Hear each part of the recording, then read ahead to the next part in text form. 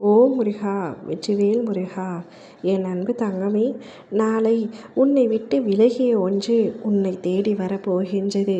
நீ இழந்த அனைத்தையுமே உன்னிடத்தில் மீண்டும் ஒப்படைக்க உன் அப்பா நான் முடிவெடுத்து விட்டேன்.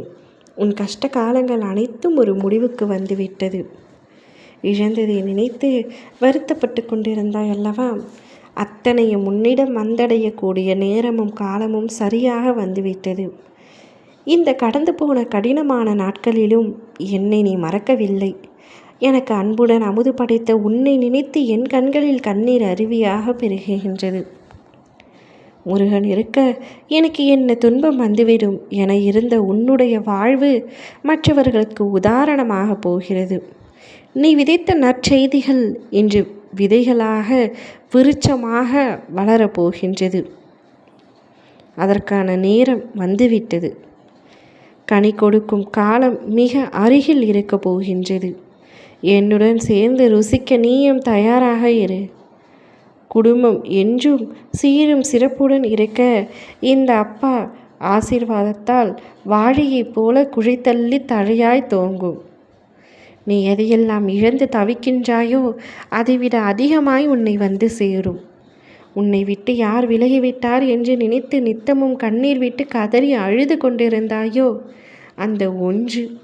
அந்த ஒருவர் மீண்டும் உன்னிடத்தில் கொண்டு வந்து நான் சேர்ப்பேன். நீ வாழ்வில் முன்னோக்கி மகிழ்ச்சியாக செல்லும் காலம் வந்துவிட்டது.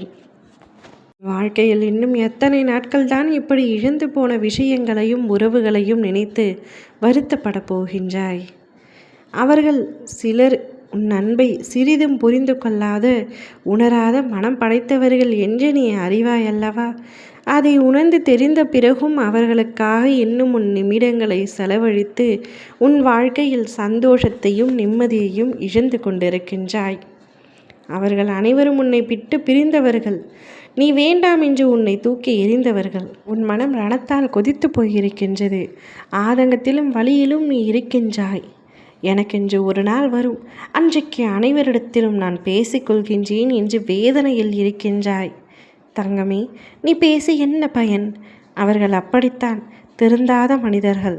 அவர்களை கணக்கில் எடுத்து பேசினால் நீதான் உன் நிம்மதியை மீண்டும் மீண்டும் இழப்பாய். அந்த ஞாபகத்தை வைத்துக்கொள். உன்னையும் உன் அன்பையும் கொண்டாடுபவர்கள் இருக்கின்றார்கள். அவர்களுக்காக நீ சிறிய அழு, வருத்தப்படு, உதவி செய். ஆனால் உன்னை மதிக்காத இடத்தில் நீ ஒரு நிமிடம் கூட தங்காதே. அது உனக்கு அவமானத்தை மட்டுமே தரும்.